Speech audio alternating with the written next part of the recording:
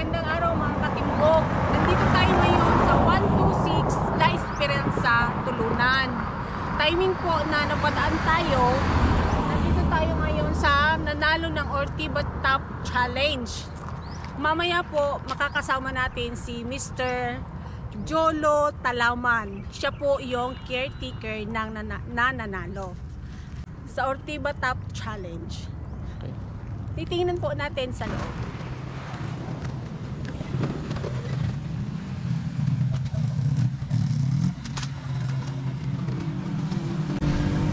Good morning mga sir! Kumusta ang buhay-buhay? Happy New Year! Happy New Year! Yes. Nakapasyal man? Lagi napadaan lang sir ba? Naamong kay heavy patrol, hadlok me, nakundang me. Mga katimbog, nandito na si Sir Jolo. Di ba gwapo? Gwapo rin ang kanyang palayan. Wow. Ito po yung nag-champion ng Ortiba Top Challenge. Yay! Yun din ang lahat ng pinaka nasa kanya na po. Kayo na po ang bahala. Kaya love na love siya ni Sir Joffrey. Sir Jelvin Hunasa!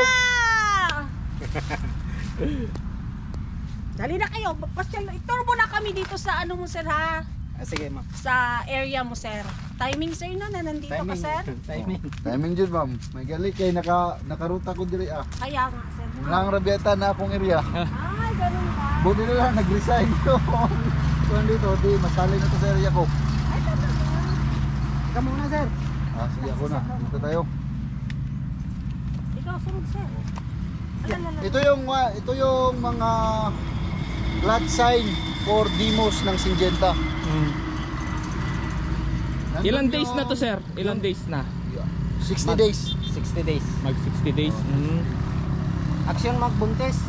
Oo. So kung nakita nyo dyan, ito yung treated ng cruiser at saka ito yung farmer's practice. Cruiser treated and parts. Ay, May mga ano pala, mamaya tingnan natin yung sa harap. Oh, tignan nyo yung sarap sir. Sabagay, ikutan din natin para makita natin lahat. At saka dito na side, herbicide trial to. Herbicide trial. So, machete. Doon may rogue.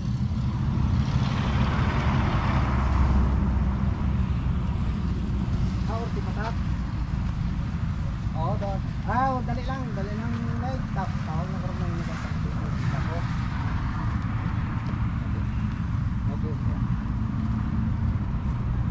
wow, ang ganda. Green na Kita mo sir, green na green. Kaso nga lang, medyo may mga Puti-puti. puti-puti. Leaf folder. Ay. Oh, may mga leaf folder. Patunayan natin ang Ortiba. Hindi ma'am, maganda dyan. Bertaco, Bertandaway at saka ko. Taco. Mestiza. Rippy box. Herbicide yun. Ay. Bakit Pang black bag. bakit yung direct sir ba? Magandang pang backbag. Si Adjut to ni Marcel, may langgam mo? May langgam. Nalipad na po yung langgam dito mga katimbog. Ibig sabihin, hindi masyado malakas ang epekto ng herbicide ng Syngenta sa mga good. Sir sa mga good. Tagalog ipaliwanag mo yung langgam. Ano ba yung langgam? Yung langgam yung lumilipad. Ibon. Ibon pala yun. Kasi sir, ang langgam sa Tagalog, yung Langgam. Langgam.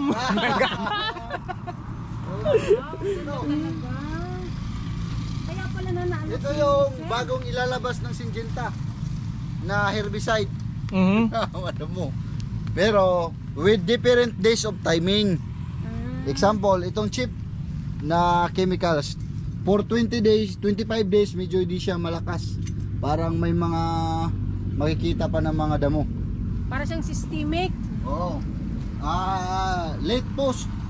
Late post. Okay. 25 days na application. Dito 20 days of application. So medyo wala nang damo. Oo. So tinitignan namin kasi before namin ilalabas yung produkto, Oo. may Experiment. may experiment, may demo trial muna. Oo. with different stages sa palay. Okay, okay. Different na age. Kagaya nito, di ba doon 25, dito 25. 20 days. Ito ay 20 days. So, galing Tsaka 20 days dito, 15 days. Ay talaga. Oh, 15 days. Tignan nyo, 15 days, tignan nyo yung damo. Okay. So, ibig sabihin, pag ganito yung resulta, with their replication sa likod, the same effect, ibig sabihin, 15 days talaga maganda yung chef. Oh, kasi walang bias to, ma'am. Pareho yung edad, ang timing lang ng pag-spray, 15, 20, at saka 25. 15, 20, and 25. Yes. So, dito sa 15, Magsinjinta na kayo mga katimbog. yung cheap na herbicide nila is for trial pa lang. Oh, for trial pa. For trial ito, pa. untreated. Untreated. So, ito guys, hindi to na sprayan ng herbicide. So, makikita nyo yung damo. Yung damo niya marami. Okay. So, dito tayo. Sige, dito tayo ulit. Saan? Dito na. Kasi di tayo makadagdag. So, tignan nyo. Ibig sabihin, ganito na ang common na damo dito is ito. Anong tawag yun? Pero anong tawag to, sir? Bika-bika. Bika-bika. Oh. Sa Yan. Ilonggo, Oh, local name nila, bika-bika. Oh, may tsangaw na rin, oh. Oh, may tsangaw na rin. Okay. At saka ganito, tingnan nyo to. Pag makakita kayo ng ganito sa palayan nyo, ibig sabihin yung palayan nyo may mga brown plant hopper na, yung mga bunhok kung tinatawag. Pero itong mga anong ito, sir, nakikita ko to sa kalabasa. Oo. Kasi yung ladybug beetle, yung kinakain nila yung itlog ng plant hoppers. Kaya pag nakita nyo yan, ibig sabihin nangingitlog na yung mga hopper sa palayan nyo.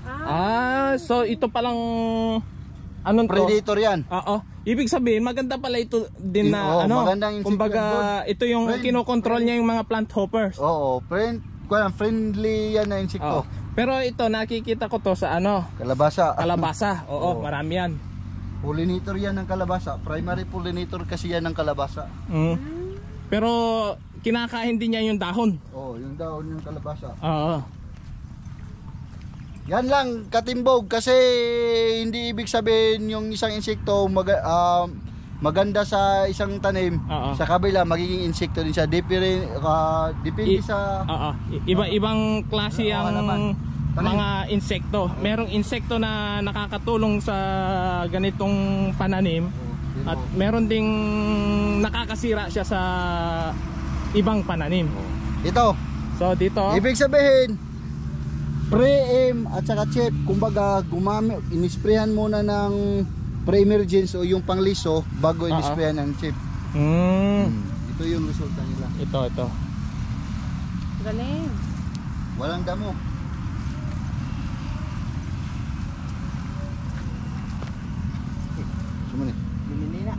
Ito yung mga kung sa merkado ng mga herbicide, ito yung mga kalaban nila. Ino-compare namin kung saan yung mas maganda. Kasi para walang bias talaga, makikita ng farmers talaga kung ano talaga ang mukha ng palay pag na-sprayan. At yun saka yung ibang mga ibang produkto. Brand X. Brand X. At saka ito. Yan, kita nyo yan. Yan yung mukha nila. Ibig sabihin, tayo ng ganung klase ng damo. Tingnan yan yung mga triscanthus. Mga palay-palay. Tres cantos, yung payong-payong. Payong-payong. Sabi nila payong-payong. Payong-payong. Yun yan ang ibig sabihin nila. Siraw-siraw, payong-payong. Ito. Ano to? Tsaka same sila sa pero mas marami yung payong-payong dito. So ibig sabihin patay ng mga CGs o payong-payong. Mga payong-payong. Hindi siya sa mga payong-payong.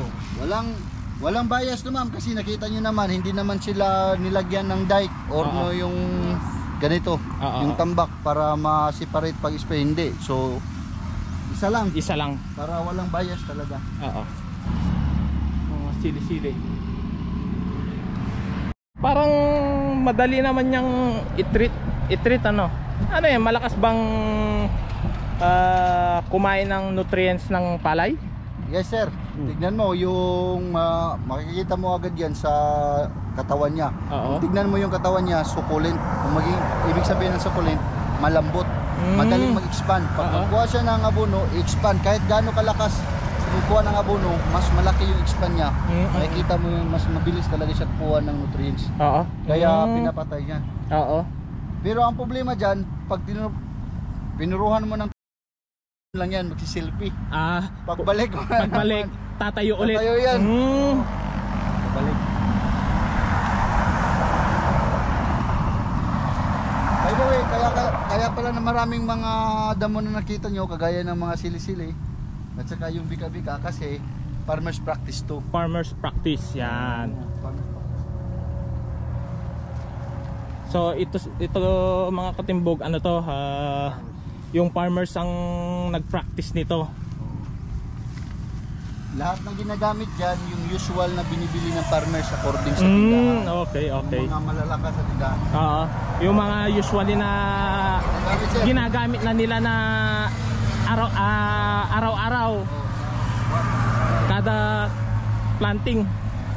At saka ito, kung nakita nyo, ito yung ginamitan ng Pulse Syngenta technology. Kumbaga, mula ng herbicide hanggang sa insecticide, Syngenta product.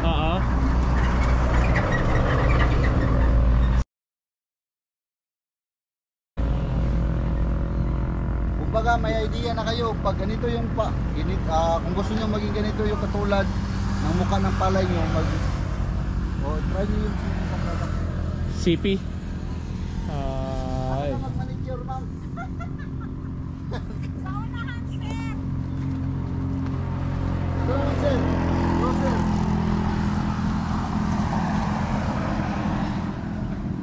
So ito guys, cruiser at saka farmers practice at saka laban sa cruiser treated. So tingnan natin yung difference guys. Ito farmers practice, yan. So itong dalawang plat na to is farmers practice to. So itong dalawa is cruiser treated. Yan. So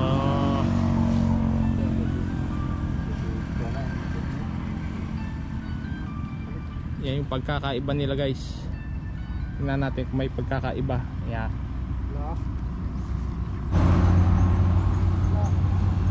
Ito farmers practice pa rin. Then cruiser treated. So ito sir, ilang days na tong mga Sabay din. ilang days na ngayon? 60 days. 60 days na. Okay. Same paano sila hanggang. So ito ay farmers practice. Then itong kabilang plat is cruiser treated. Yan.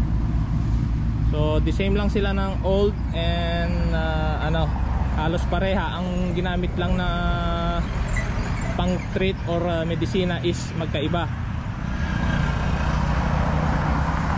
Tapos tingnan mo yung cancer, yung puno nila, kung sino yung mas mas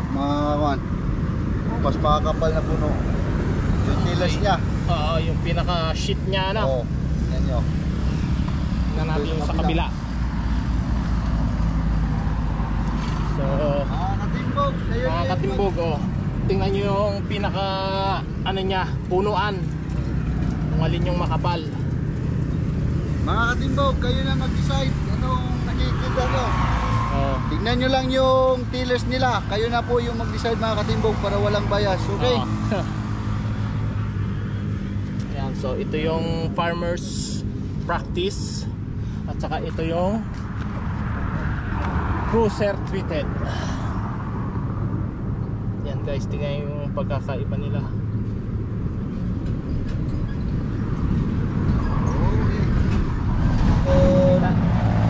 Ito, pangkuhan lang to, para maganda yung tingnan ba, ilagay namin yung cruiser at saka yung Syngenta logo. Tignan natin sa taas. Sige. Tayo na. Let's go. Okay. Tingnan nyo to, napakasipag talaga itong Corteva top champion natin kasi sabi niya para maganda daw tignan, tsaka yung mga beneficial insects may mapapasilungan during pag-spray. Nilagyan niya ng bulaklak. Oh, ayan na. Tignan nyo sir. Tignan nyo katimbog. Oo, yan yung mga bulaklak na nilagay niya. Imported pa. Batunis. Oh, batunis. Batunis. Oh, ayan oh, buto-butones, ang dami. Oh, ang dami yan. Pag bulaklak nito at saka paglabas ng mga bunga, tignan natin to ulit mga katimbog.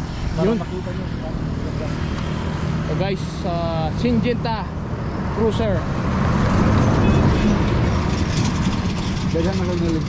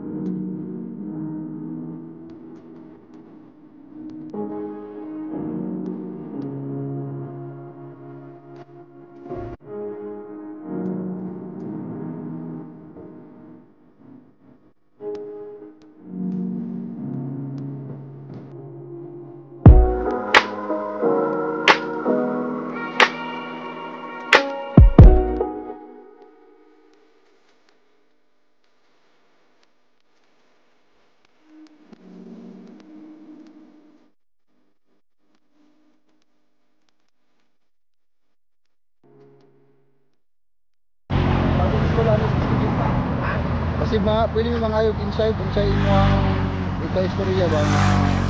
Sige makaglaw. Taga na ba sir? Taga-buwal ko. Taga-buwal. Sa imong paglabay dire sir, sa imong unang nasulod sa una sir. Bago ang tindog niya. Bapo ang tindog na. So, kumbinsido ba ka sir? Ganahan ba kayo nga ng imong palay? Ay, hindi kayo eh.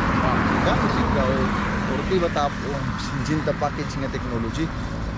Kung nakaila ka sa Birtaco, Karate, Chase, Simbus, o Alika, Armory o Corteva top mo na mga produkto. Dati mo kong gagamit siya ng Simbos. Basi na kaingon mo sir ba, ang Simbus wala na. Bagyan po ng Simbus okay, kasi kay last mo sir, nay farmer ba nga nagingon, uy, nga pa na Simbus na sir, nga pa na Simbus. Bagyan po ng Simbus. Simbus, mana, kung saan Simbus sa una, mauragyan po ng Simbus. Ako ng Simbos kahit paski ka ng mga langgam, ng mga sutamo. Di ba patay ka? Wala, gwapo na kung ang imong area, imong pilapil, dagan kayo o amigas. Di lang ta maglanggamam kasi sa Tagalog ang langgam lumilip. Galupan. Naggamam pero Patay ng ano-ano ba? kahit na langgam basta Simbus patay. Kani adtong nagkuan mo diri sa Syngenta, naama ko diri. Naaday ka sir. Kasi pangalan ni mo sir. Danilo Pedrigo. Say hi sir kay para makita ka sa hi. Danilo Espina ka. Sir, unsa mo si father? Father Ide? Tapos dili ko kabalo magsubay na, pero printi na mo na. Father Ide. Aray kaila ko ani. Dili sa man ni mo si Pedro sa naga. Ha? Insa na si Intong? Intong. Balisikan tasin ako na. Sige kasi. Mga lagpad man ng Mga lagpad, asindero. Tumandok ba ng Pedro sa dito sir? Oh. So, Dili makuha tong pagkuhan ninyo tong Dili nag-invite sa mga katong bumuton. Ako kauban gapon ninyo. Dili ako. Kalimot ka unsay kuan siya man nagadto dito balay. Ay mong balay ba tunay mangga? So mga katimbog, nakita nyo naman yung palay ng ating Orte Batap winner, si Sir Jolo. So salamat sa kanya at pinaunlakan niya tayong interviewin siya sa napakaganda niyang palayan. Si Sir Jelvin pala, siya yung sa technician ng Syngenta product. So mamaya ulit mag-update tayo. Okay, Sir John, anong masabi mo? Sir John, Jolo, Please subscribe my Facebook page. Facebook page. Thank you. Anong pangalan, sir? Jolo Talaman. Jolo Talaman. Yung mga kaunlad saka sir, ibatiin mo para Sa mga ulat ka saka, YouTube channel. subscribe niyo na lang sa Katinbog YouTube channel. supportahan natin yung ating mga kaibigan na farmers, guys. So sana lumago, parang palay na lumalago. Okay. Okay, mga Katimbog, salamat. Sir Jolo, pilay mong na-harvest tong aging na-harvest? Ilang sako? Sa 3.2 ma'am, naka-harvest kami of 385 sacks. 70 kilos per sacks up. Wow, ganda. Thank you. Thank you.